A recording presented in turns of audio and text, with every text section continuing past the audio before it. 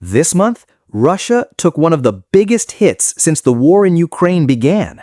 But here's the twist. It didn't come from missiles, tanks, or soldiers. Nope, it came from paperwork.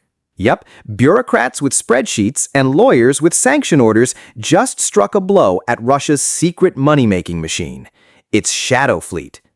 These are old oil tankers, basically ghost ships that Russia uses to dodge sanctions and keep cash flowing for the war. But now, the UK and EU have teamed up to take them down, and the damage could be massive. So today, we're going to break down what just happened, how it works, and what it means for Russia's war effort. Stick around, because this is modern warfare without a single shot fired. It all started on July 18th. The EU dropped what people are calling a sanctions bombshell. They rolled out their 18th sanctions package, and this wasn't just, oh, here's a few more ships added to the blacklist. Nope, this was a game changer. For the first time, Europe introduced something called a dynamic oil price cap. In simple terms, instead of a fixed price cap of $60 per barrel, the price will now move with the market. And starting September 3rd, it drops to $47 per barrel for Russian oil. That's huge because it makes Russian oil way less profitable, while oil from places like the US, Canada, or Norway is untouched. In short, it's aimed squarely at Moscow's wallet. But that was just the beginning. Only 3 days later, on July 21st, Britain went even harder. Foreign Secretary David Lammy announced the largest maritime sanctions package in UK history. This targeted 2 big companies and 135 oil tankers that had been secretly moving millions worth of Russian oil since 2024. These weren't random picks. British intelligence tracked these ships using advanced tech, even when Russia tried to make them go dark. One of the companies hit was Intershipping Services, which was helping Russia reflag its ships under Gabon's flag. That business alone moved about $10 billion of Russian oil every year. The second was Litasco Middle East, a Dubai branch of Russia's giant oil company, Lukoil. Without access to Western maritime services, their whole network started crumbling. And the timing couldn't be worse for Moscow, because Russia is heading into peak shipping season for winter fuel deliveries to Asia. Now, you might be asking, what even is this shadow fleet? Great question. Let me explain. The shadow fleet was born right after Russia invaded Ukraine in 2022. When Western sanctions hit, Russia had to find a way to keep selling oil. Their solution? Hide in plain sight. They started using old tankers, usually between 15 and 25 years old enough to blend in with the world's rusty ships, but young enough to still make long trips. Then they'd re-register these ships under so-called flags of convenience, usually in countries with weak oversight. Gabon, for example, became a favorite. A Russian ship suddenly becomes Gabonese, gets a new name, and fake paperwork. And here's the sneaky part.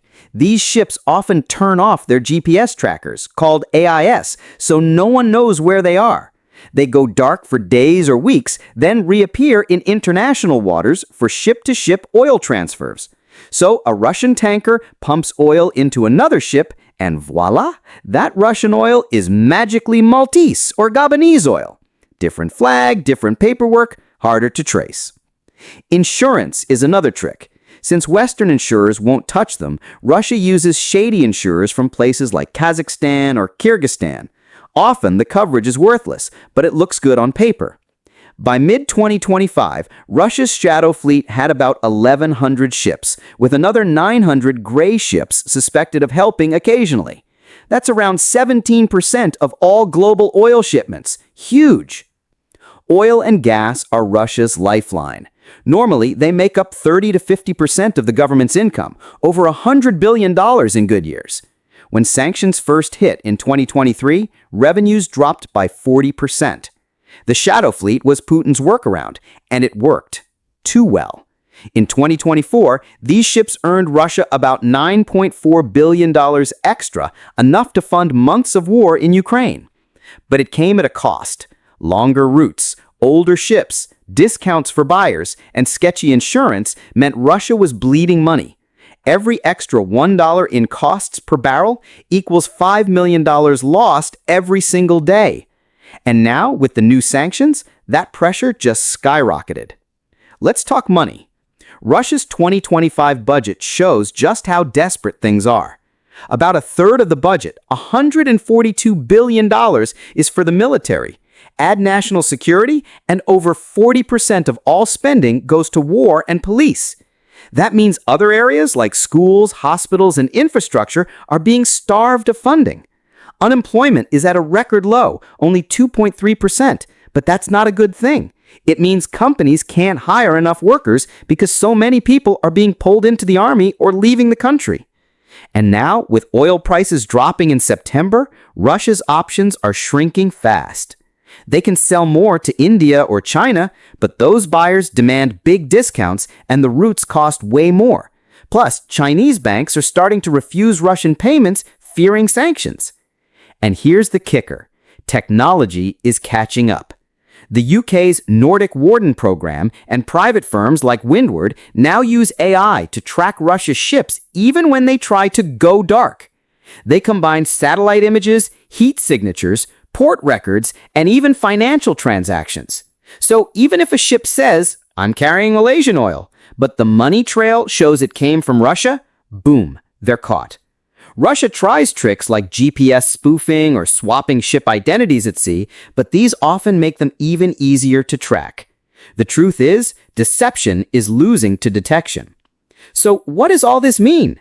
If Europe and its allies keep up this pressure, Russia's shadow fleet could eventually become too expensive and too risky to operate. That would choke off one of Putin's last major lifelines. And remember, this isn't just about oil. It's about cutting off the money that funds the war. The question isn't if these sanctions will hurt Russia. It's whether they'll work fast enough to change the course of the war before Moscow finds a way to adapt. So there you have it, the invisible war on Russia's shadow fleet. Not fought with bombs, but with sanctions, lawyers, and algorithms.